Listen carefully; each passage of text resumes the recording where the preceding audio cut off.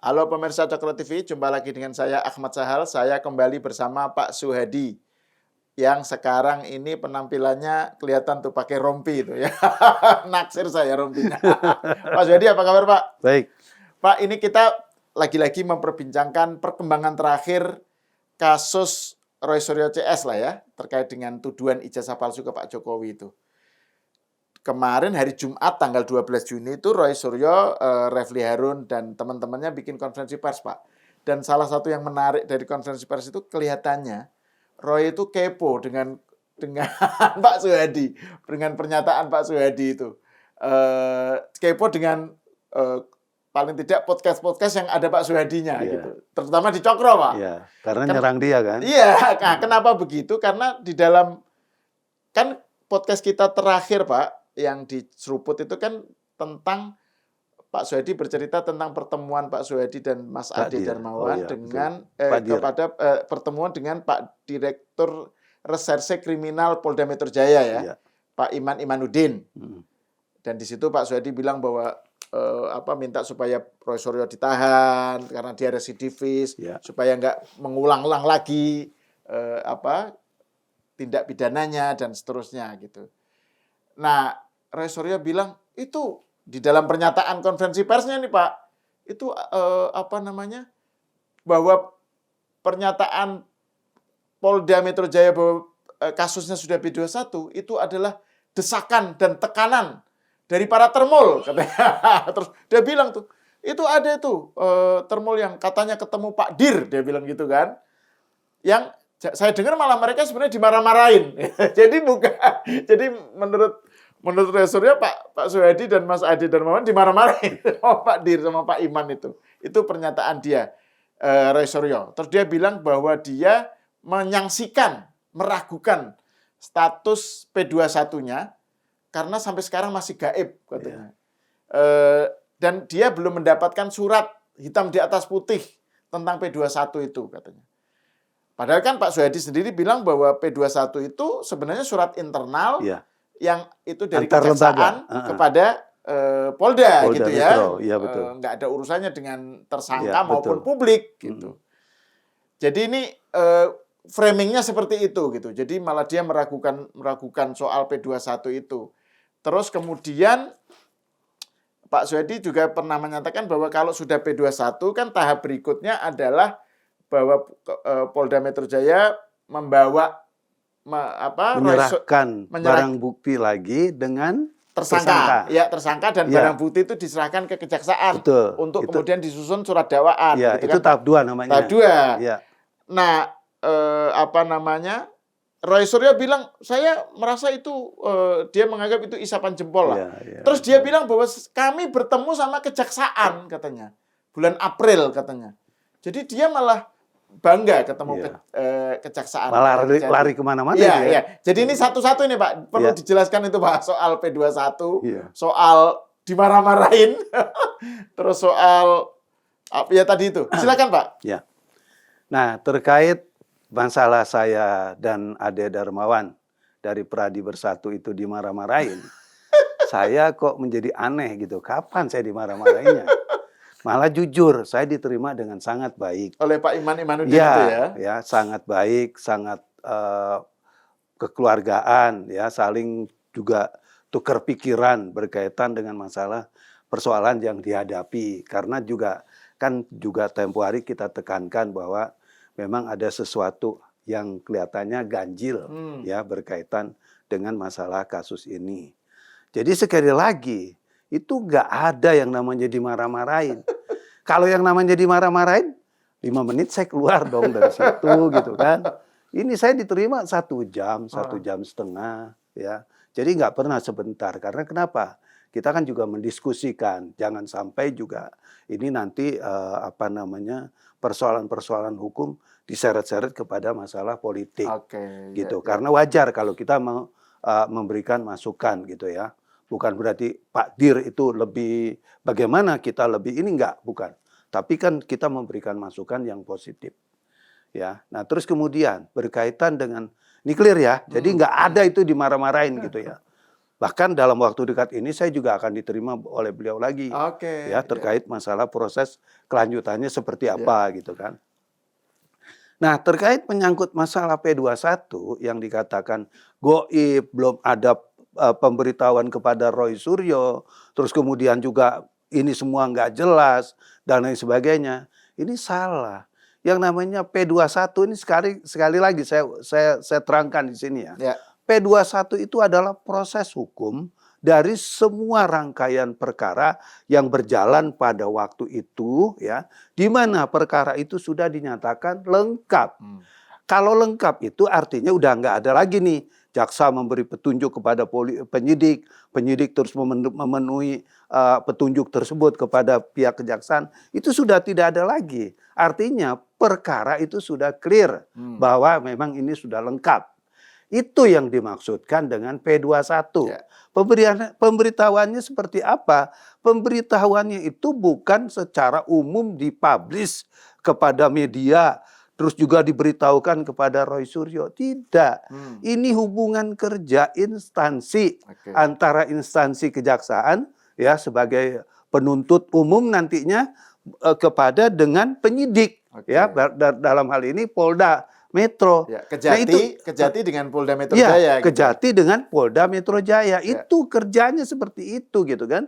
Nah, terus kemudian orang boleh gak, umum boleh gak diketahui?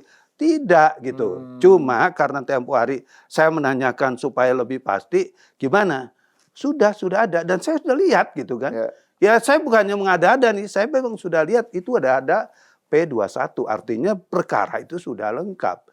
Kan sebetulnya secara simbolis Pak Diri udah ngomong kan, perkara sudah lengkap. Artinya ya perkara sudah P21 gitu kan. Itu yang harusnya dipahami, dimengerti oleh yang bersangkutan. Bukan kemudian dikatakan goib dan lain sebagainya. Ini nggak ada urusan-urusan klinik di sini gitu kan. Ya.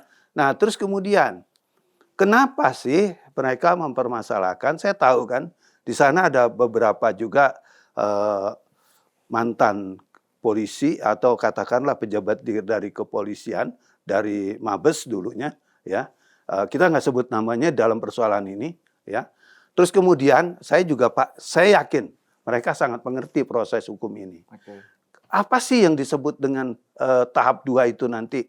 Karena dikaitkannya dengan P21.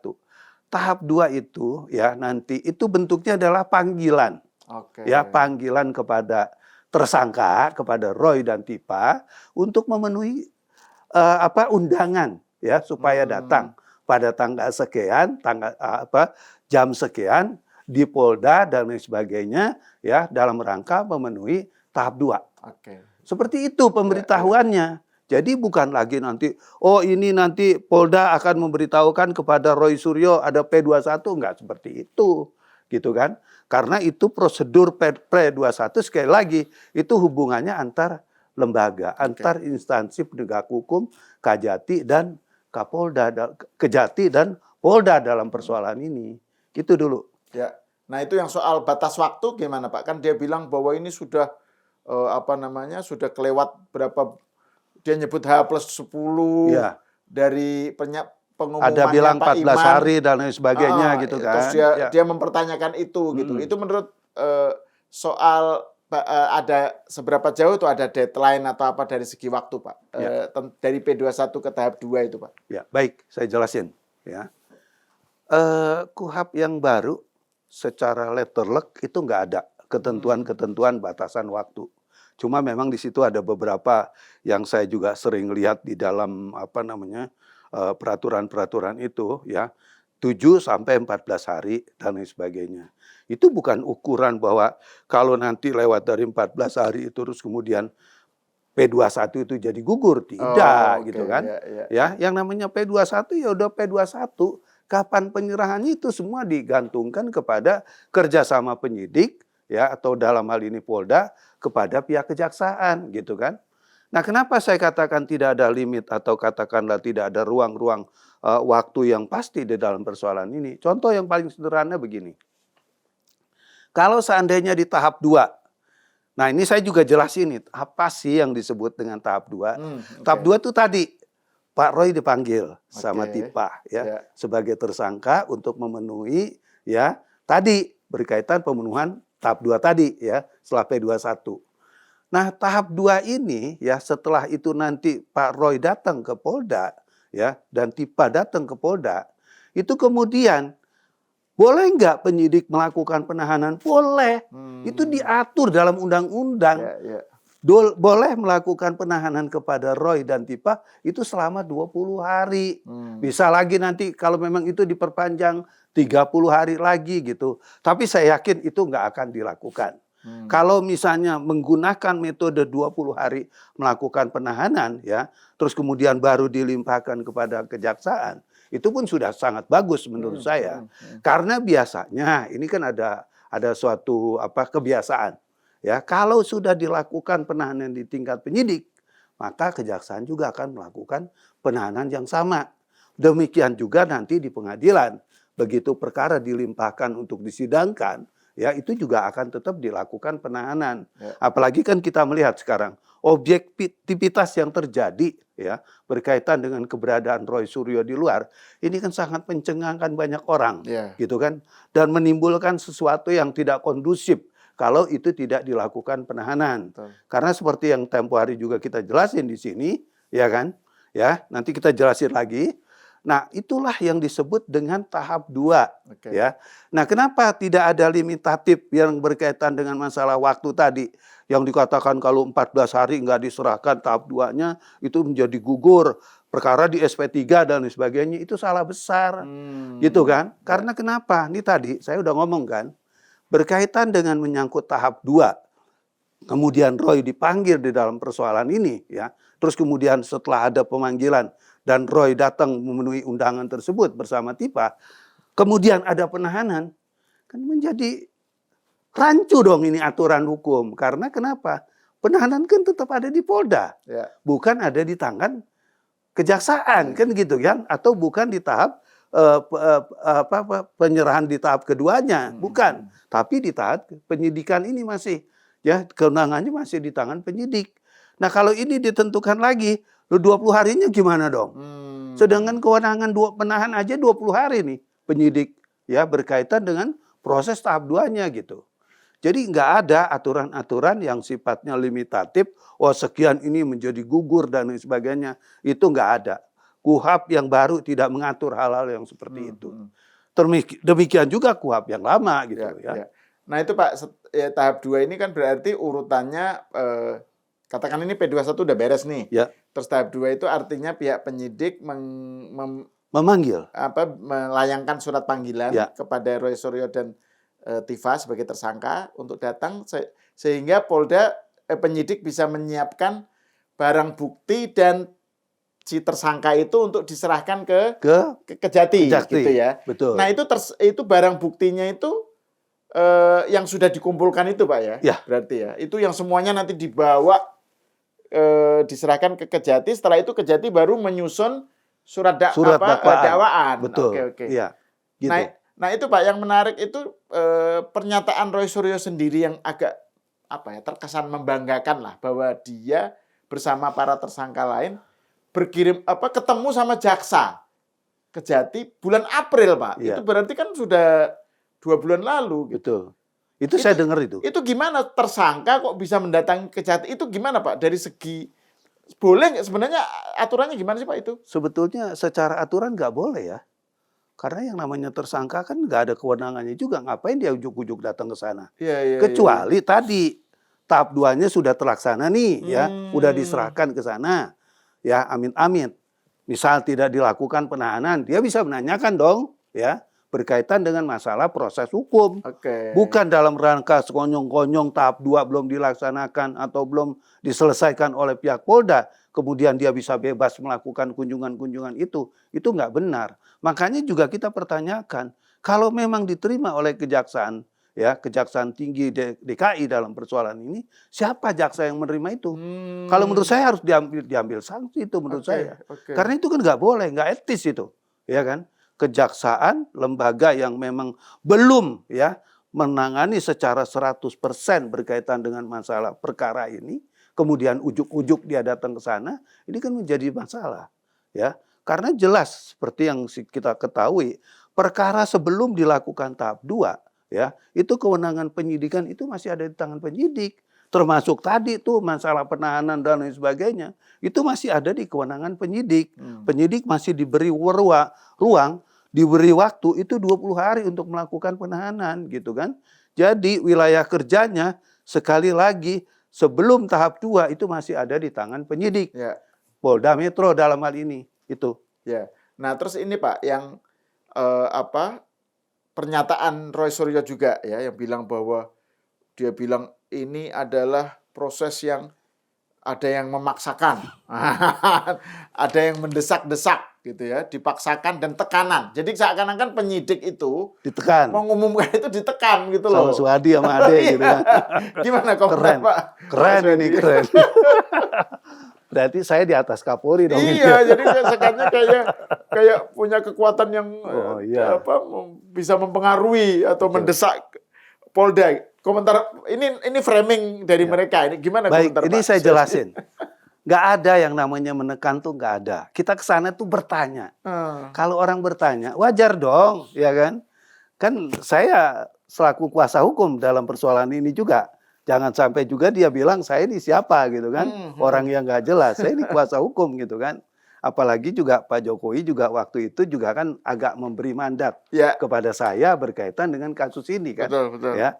Karena yang namanya kuasa itu tidak harus tertulis, Mas. Ya kan? Kuasa itu bisa juga disampaikan dengan lisan. Ya kan? Jangan salah loh. Ya. Yang namanya kuasa, ya sekali lagi saya katakan, enggak harus tertulis. Cuman memang secara letterlek itu harus dilakukan secara tertulis. Tujuannya apa? Supaya menjadi alat bukti dong, menjadi barang bukti. Oh iya, Suhadi diutus, Suhadi diinikan, tapi bisa aja ya. Ya udah, tolong nanti saya sampaikan masalah-masalah yang sifatnya memang penting untuk disampaikan. Itu kuasa, artinya secara apa namanya? Secara bukan perintah, secara kesepakatan ya saya oke kan, ya kan? Saya memegang omongan Pak Jokowi untuk saya sampaikan kepada media. Itu artinya apa? Ya saya diberikan kewenangan untuk kepentingan itu gitu kan. Kalau enggak, Pak Jokowi udah marah loh, saya udah gini-giniin kan gitu kan. Apalagi saya bilang saya ketemu Pak Jokowi agak kecewa dan lain sebagainya kan gitu kan. Ya. Nah ini jangan salah juga. Sekali lagi saya katakan, kuasa itu tidak secara letterlek harus berbentuk tertulis. Bisa juga secara lisan. Ya. Nah terkait menyangkut masalah berkaitan masalah saya mendesak-desak, yaitu tadi saya menanyakan berkaitan dengan masalah itu. Kalau orang nanya masa desak-desak, ya kan? Dan kalau orang mendesak begini, mendesak ini begini, ya. Belum ada produknya, saya marah-marah di sana atau saya tekan kepada penyidik, cepat dilaksanakan, dikerjakan dan lain sebagainya. Itu yang namanya mendesak-desak. Tapi kalau saya bertanya, Mas atau Pak, sudah ada belum P21-nya? Wajar dong, ya kan?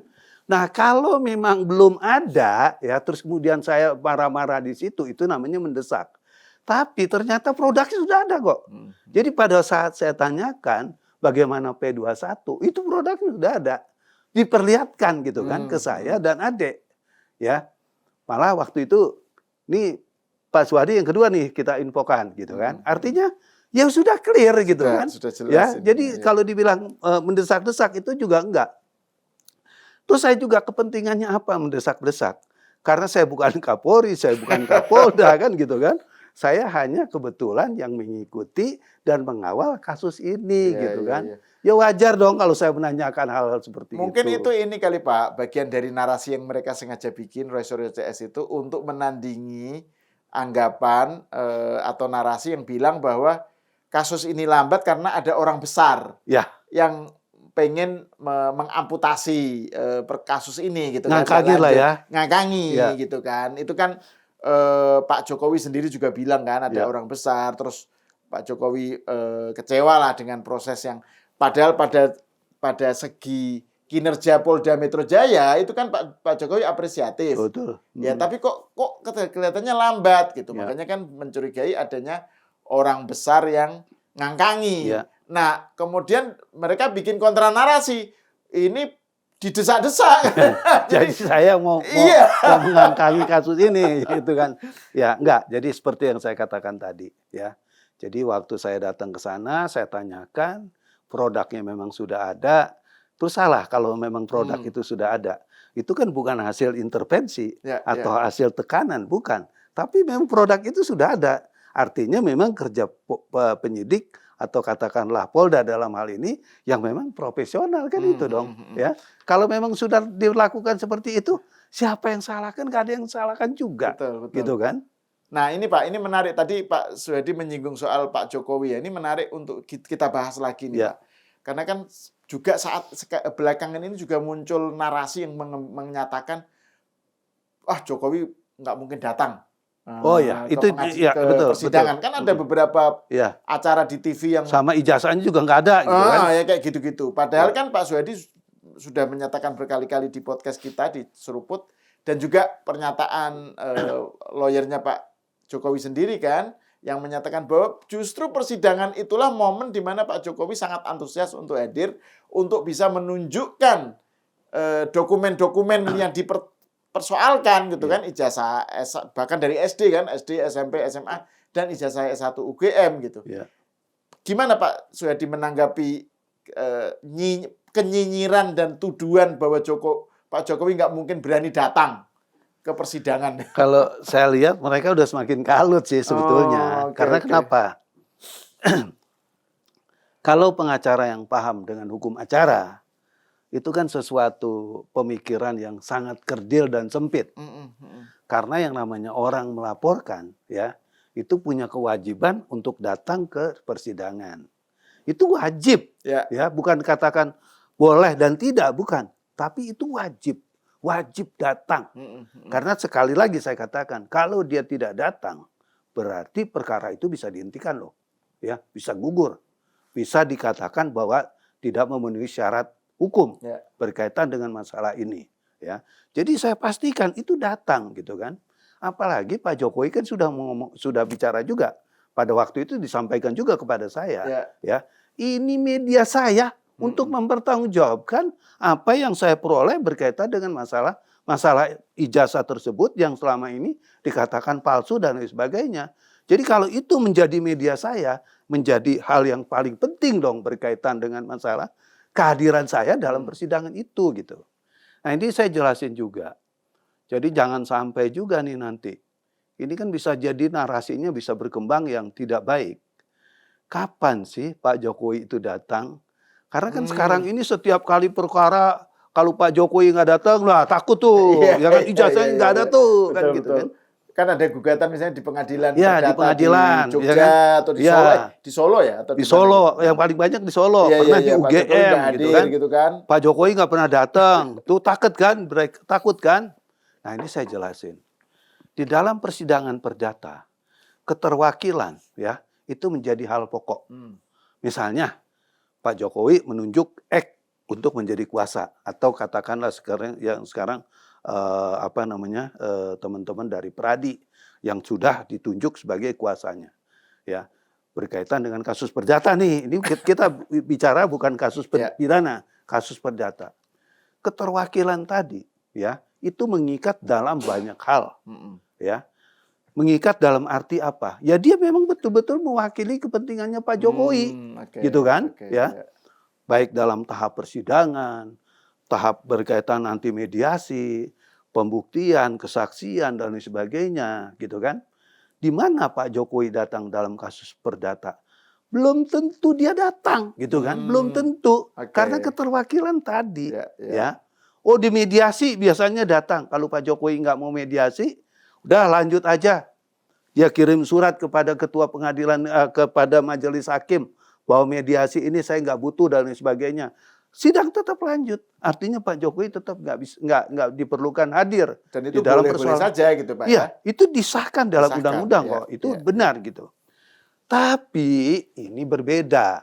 Di dalam hukum pidana keterwakilan itu ya itu ada batasnya. Ya. Nanti kuasanya juga Pak Jokowi itu bukan kuasa yang kemarin-kemarin, bukan. Ya, yang mewakili Pak Jokowi dalam persidangan ini adalah JPU, Jaksa Penuntut Umum. Oke, Ya, oke. ini nanti tentunya dari Kejati DKI dan Kejari yang ada di Jakarta Selatan. Mungkin juga diperbantukan dari jaksa mana, saya dengar ada beberapa dari luar Kejari Jakarta Selatan. Yang saya dengar itu, ya. Nah, itu nanti yang mewakili Pak Jokowi, gitu kan. Keterwakilan, di mana keterwakilannya? Ya, keterwakilannya di pemeriksaan saksi, pemeriksaan alat bukti, terus kemudian juga di keterangan-keterangan ahli dan lain sebagainya. Itu nanti semua diwakilkan kepada kepentingan JPU, Jaksa Penuntut Umum, yang mewakili kepentingannya Pak Jokowi di situ. Bukan keterwakilan kemudian Pak Jokowi memberi kuasa dan lain sebagainya, bukan. Itu hukum acaranya seperti itu, gitu kan. Nah, Pak Jokowi di mana datang? Ini kan penting nih. Jangan sampai juga nanti pada saat sidang pertama Pak Jokowi nggak datang, orang terus teriak, tuh nggak datang tuh, kan gitu kan. Ya, ini penting. Kapan sih Pak Jokowi itu datang? Pak Jokowi datang pada saat dia, atau katakanlah Pak Jokowi diminta keterangannya sebagai pelapor dan sebagai korban. Ya, itu nanti ada surat panggilan kepada Pak Jokowi untuk datang. Loh, berarti sidang pertama belum tentu datang. Nah, ini juga saya mau runtut juga nih berkaitan dengan persidangan. Persidangan yang pertama ya, itu adalah pembacaan dakwaan. Namanya pembacaan dakwaan, Pak Jokowi bisa datang, bisa juga tidak datang, ya, karena keterwakilannya kan sudah ada, ya, dalam hal ini pihak kejaksaan, JPU, dia nanti membacakan surat dakwaan. Nah, kemudian surat dakwaan itu kemudian setelah itu apa reaksi daripada atau katakanlah counter daripada surat dakwaan tersebut? Namanya eksepsi. Kalau Roy Suryo mau eksepsi atau keberatan dengan dakwaan itu, ya, dia bisa mengajukan eksepsi. Terus kemudian apakah nanti pada saat Roy Suryo eksepsi Pak Jokowi datang? Tidak. Jadi saya jelasin di sini sampai putusan sela berkaitan dengan pembacaan dakwaan dan juga eksepsi, itu belum ada kewajiban Pak Jokowi menurut hukum acara untuk datang ke persidangan. Gitu. Nah, dia datang pada saat tadi saya bilang dan setelah adanya putusan sela. Karena nanti kalau udah ada eksepsi, ya, dakwaan jaksa dikatakan keberatan oleh Roy Suryo, berarti dia ngajukan eksepsi. Nah, eksepsi itu nanti ada putusan, namanya putusan sela. Eksepsi Roy Suryo bisa diterima apa tidak? Kalau misalnya Roy Suryo eksepsinya yang dianggap oleh Roy Suryo bisa diterima, berarti perkara seperti apa? Gitu kan? Apakah dilanjutkan atau memang ada persoalan-persoalan berkaitan dengan masalah itu, ya. Tapi kalau seandainya eksepsinya tidak diterima, perkara akan dilanjutkan. Ya. Melanjutkannya bagaimana? Yaitu tadi, pertama mendengarkan keterangan dari pelapor, saksi korban dalam persoalan ini. Siapa? Pak Jokowi. Pak Jokowi di situ harus hadir. Nah, itulah bentuk kehadiran Pak Jokowi dalam proses persidangan. Terus kemudian sidang-sidang lanjutnya bagaimana? Pak Jokowi apakah tiap sidang harus datang? Tidak. Karena tadi keterwakilannya ada di tangan kejaksaan. Jadi Pak Jokowi datang pada saat memberikan keterangan sebagai saksi pelapor atau saksi korban. Setelah itu sudah, nggak perlu lagi datang Pak Jokowi.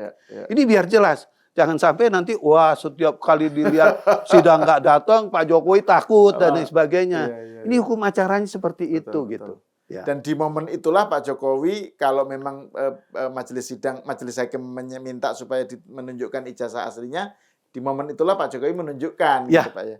Jadi bukan saat diminta oleh elit PDIP atau itu salah kaprah, JK atau siapa gitu kan, yang betul. tunjukkan aja ijazahnya, bukan saat itu, gitu Pak ya. Gimana Pak? Gimana? Oke, saya jelasin ya. Oke. Nah, nanti pada saat keterangan sebagai saksi korban atau pelapor itu nanti akan ditanyakan, ya kan? Kamu dituduh ijazahnya nggak benar, ya kan? Benar nggak ijazah kamu dan lain sebagainya, gitu kan? Nah, nanti di situ kewajibannya Pak Jokowi menjelaskan, ya kan? Menerangkan ini loh Pak ijazahnya. Dugaan saya nih, barangkali semua ijazahnya itu sudah disita. Ya, ya. Atau mungkin S1-nya aja yang disita. Saya belum tahu nih. Ya. Ini berandai aja. Kalau seandainya misalnya S1-nya itu sudah dilakukan penyitaan oleh Polda, ya, itu kan nanti akan melekat di dalam berkas perkara. Oke. Karena kalau melekat di dalam berkas perkara, berarti Pak Jokowi nggak akan bawa ijazah itu. Ya, yang bawa Karena siapa? sudah ada di situ. Iya, karena udah ada di situ. Iya, iya. Yang bawa siapa? Yang membawa ijazah atau alat bukti itu adalah JPU, Jaksa Penuntut Umum. Oke. Nah nanti, begitu nanti Pak Jokowi ditanya, mana ijazahnya dan lain sebagainya. Nah nanti mungkin melalui penasihat hukum, tolong Bu Jaksa diperlihatkan ijazah S1-nya Pak Jokowi dan lain sebagainya. Itu yang diperlihatkan. Nah kalau misalnya SD, SMP, SMA, ya itu tidak dilakukan penyitaan, berarti secara fisik itu Pak Jokowi yang akan membawa. Oke. Gitu kan. Sebetulnya kan memang persoalan kasus ini kan cuma S1-nya. Cuma S1, ya kan. ya. SMA, SMP, SD aja kan nggak dipermasalahkan. Tapi Pak Jokowi sudah ngomong tetap nanti akan diperlihatkan baik SD, SMP, SMA-nya termasuk perguruan tinggi. Ya. Nah, kalau itu nanti Pak Jokowi langsung yang menunjukkan gitu. Ya. Itu dulu. Kalau itu Pak, kan waktu itu juga dibilang, kita bicarakan juga peluang Rismon menjadi saksi mahkota. Betul. Itu nanti atas permintaan siapa itu Pak biasanya? Itu atas permintaan berita acara. Oh, karena itu dibuat di dalam dituangkan dalam berita acara kan, gitu. Ya. Jadi dia dulu mengatakan bahwa ijazahnya Pak Jokowi palsu, terus kemudian di situ dia bilang tidak. Tentunya kan ditanyakan dong alasannya apa. Yang memang nanti ini bukan hanya Pak Jokowi yang akan menarik menjadi perhatian persidangan, tapi juga Pak Rismon dan juga Egy Sujana. Oh iya betul, Egy Sujana. Cuman kan dia ada di klaster 1. Gitu. Dan ini menarik yang terkait dengan Rismon, karena kan baru-baru ini aja kan Rismon ke Solo kan bertemu Pak Jokowi. Dia membawa buku itu. Buku ya, otentisitas atau otentisifikasi gitu ijazahnya Pak Jokowi gitu. Jadi betul-betul pembalikan gitu. Itu menarik kalau nanti jadi saksi mahkota itu Pak. Iya, betul. Jadi ini show-nya masih panjang ini Pak. Betul. Masih panjang. Iya. Oke, baik, untuk yang terakhir mungkin closing remarks, closing statement yang singkat aja Pak. Kan kalau nggak salah Pak Suhadi juga ada rencana bertemu lagi sama Pak Dir. Iya. Pak Iman dalam waktu dekat dalam waktu dekat. Nah ini kan kalau dimarahin, mosok ketemu lagi gitu. Kan tadi kata Rismon. Minimal saya tanya dulu, Pak marah-marah lagi nggak? Kata Roy Suryo, Pak Suhadi dan Pak Adi dimarah-marahin. Malah ketemu lagi. Nah jadi singkat aja Pak. Jadi gimana nih perkembangannya ke depannya nih Pak? Ya ke depannya yang paling sulit buat Roy Suryo kalau kita menggunakan KUHP yang baru. Itu yang dipertanyakan, kamu mengaku bersalah tidak? Oh, okay. Itu yang paling berat loh buat dia loh. Karena kalau dia mengaku, itu sepertiga bisa. Misalnya ancaman hukuman 10 tahun. Udah dapat sepertiga tuh dia. Tapi kalau dia tidak mengakui. Misalnya gengsi atau wah gitu memang akan menjadi dilematis dan sangat menarik. Menarik. Betul. Karena jujur, kita menguji KUHP dan KUHP yang baru nih dalam persidangan ini. Itu tadi, ya kan, mau nggak minta maaf, mau nggak ngakui bersalah. Kalau itu nggak berarti perkara berlanjut dan itu akan ada pemberat di dalam persoalan ini. Iya. Oke, kita tunggu aja Pak nanti. Oke. Menarik ini. Terima kasih Pak Suhadi atas obrolannya, atas pencerahannya. Pemirsa, sampai di sini dulu. Kita berjumpa lagi di episode selanjutnya.